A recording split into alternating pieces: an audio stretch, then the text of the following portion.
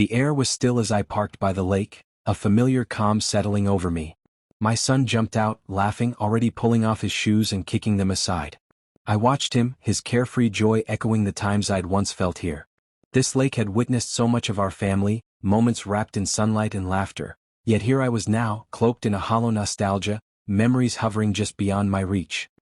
He raced toward the water, calling, "Come on, hurry up." His voice carried a pureness I didn't feel I deserved. I followed, wading into the shallows beside him, and the coldness bit at my legs. He splashed and laughed, tugging at my hand. I joined in, forcing a smile, the weight of secrets pressing against the surface. "So, how deep does it go?" he asked, wide-eyed, peering into the lake's depths as if he could see forever. I held his hand tighter, feeling the irony of his question settle into me, wishing I could still see things so clearly. "Deep enough," I replied, brushing off the question as I distracted him with a splash. But my mind was elsewhere, slipping back into memories uninvited. The days we used to come here as a family, the laughter that echoed across this water. There had been a warmth then that now seemed faded, though I could still feel its outline, like a photograph left out in the sun too long, colors blurring into gray.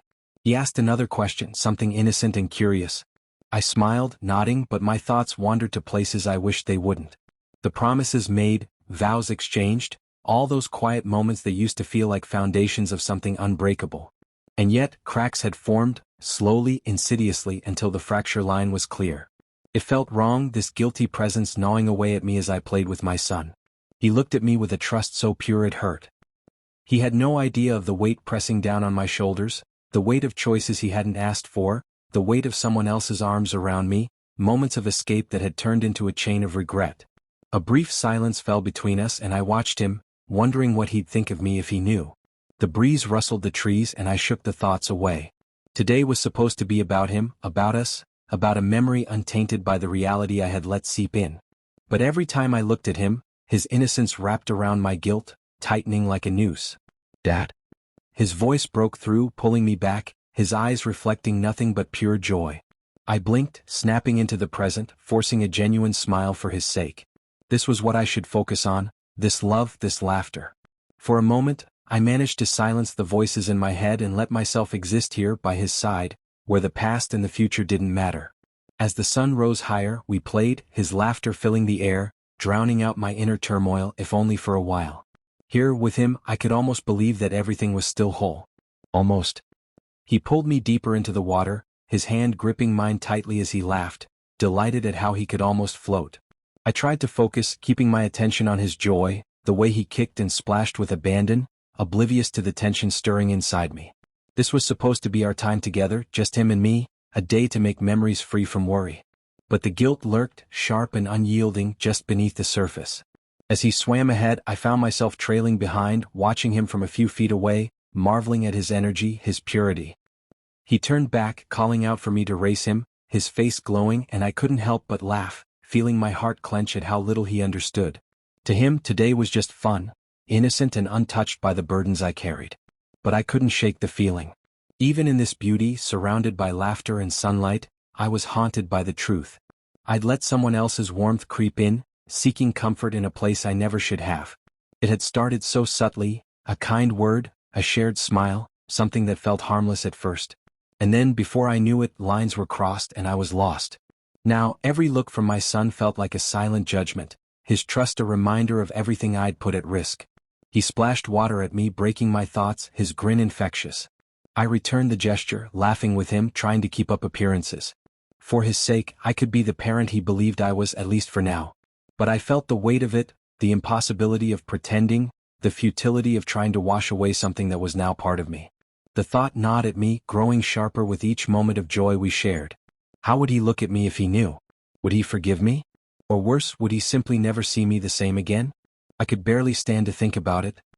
He was still young, with that beautiful, boundless innocence, and I had already tainted it by my own failures. All I could do was hope he'd never feel the consequences of my choices, that he'd remain blissfully unaware of the weight I was carrying. He swam closer, his small hand reaching out to steady himself on my shoulder. "I love this, Dad. Can we come here every weekend?" His words were simple, but they cut deep. I nodded, swallowing the lump in my throat, the ache of regret too strong to ignore. He deserved this, the laughter, the simplicity, the love. Not the broken pieces I was holding behind my smile. But in his eyes I was still whole. To him I was just his father, just the person who loved him unconditionally, the one who would always be there, steady and strong. That innocence was both a balm and a knife. He saw me as I wished I could see myself, untouched by betrayal, unwavering, a constant in his life.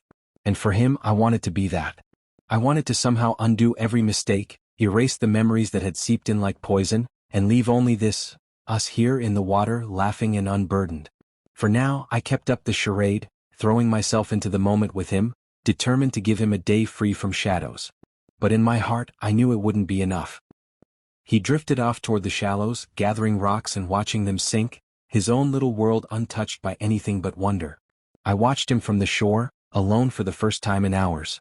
The laughter had faded, leaving only the quiet, and with it came the creeping edge of my thoughts, sharper now in the silence. I tried to imagine how it had all begun, how something I never intended could spiral out of control. But there was no single moment, no clear line that marked when I crossed it. The distance with my wife had grown slowly, like sand slipping through my fingers. I told myself it was nothing, a rough patch, something we'd find our way through. And yet, somehow I'd ended up searching for what was missing in the wrong places. The regret was like a stone in my chest, heavy and unforgiving. I looked out over the water, the same lake where my wife and I had once shared moments that felt so solid, so real. Now it all seemed distant, slipping away just as easily as it had come. The more I thought about it, the more I realized that each choice I'd made hadn't just chipped away at my marriage, it had torn through everything that mattered. A gust of wind stirred the water, sending small ripples across the surface, and I thought about how fragile it all was. My son, still so innocent, had no idea how easily trust could be shattered. To him, I was still the father who would never let him down. But the reality lingered, the mistakes I couldn't undo. I feared what would happen when he eventually learned the truth of who I was, not the perfect version he saw, but the flawed one that even I could barely face.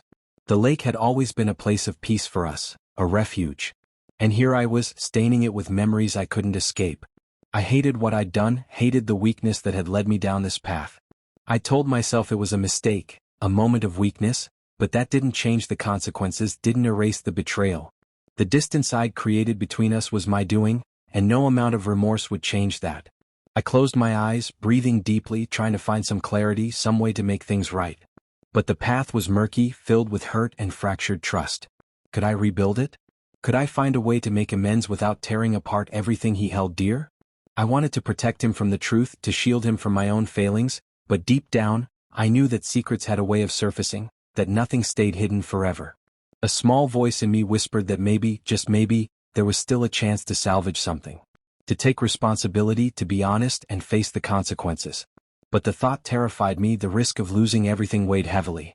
My son deserved a father he could look up to, a father he could trust, and the truth was, I wasn't sure I could be that man. He turned to me, calling out, his smile bright and unwavering, and for a moment, I saw a glimmer of hope. Maybe I couldn't erase the past, but I could still choose to be better. The road ahead wouldn't be easy, and I didn't know if I'd ever find forgiveness. But as I watched him, I felt a resolve begin to form, a determination to do whatever it took to give him the father he deserved, even if it meant facing my own worst mistakes head-on. The sun was dipping low as we sat together at the edge of the lake, silence settling comfortably between us. He leaned into me, tired but happy, his head resting against my shoulder as we both watched the colors change across the water. There was a peace here I hadn't felt in a long time, something quiet and steady, untouched by the doubts and fears that usually followed me. For the first time in what felt like forever, I allowed myself to imagine what life could be if I chose a different path, one where I wasn't constantly weighed down by secrets. I looked down at him, at his innocent trust, and felt a pang of guilt twist inside me, sharper than ever. But this time it came with something else, resolve. This wasn't the life I wanted to give him, full of shadows and half-truths. He deserved something better, and for him I was willing to try. I made a silent vow, one only I could hear. I promised that I'd work to make things right, to be the man he thought I was. It would mean facing the damage I'd done, confronting the hurt I'd caused, but as he looked up at me with that unbreakable faith, I knew I couldn't hide behind my mistakes any longer. This was a promise I couldn't afford to break. I took his hand, giving it a gentle squeeze, and he smiled, oblivious to the storm I was navigating inside. In that moment I felt a spark of hope, fragile but real. I'd made choices I could never undo, but that didn't mean I was powerless. I could choose differently now. I could work to be the father he deserved, someone he could look up to without question. As we packed up to leave, I felt the weight shift just a little, the burden of my guilt replaced by a determination I hadn't felt before. I couldn't change the past, but I could change the way I moved forward. I could start rebuilding one step at a time, even if it took everything I had. We walked to the car, hand in hand, and as we left the lake behind, I knew this wouldn't be the last time we came here. Next time, I'd bring with me not the shame of my mistakes but the strength of my commitment to him, to our family, to the person I wanted to become.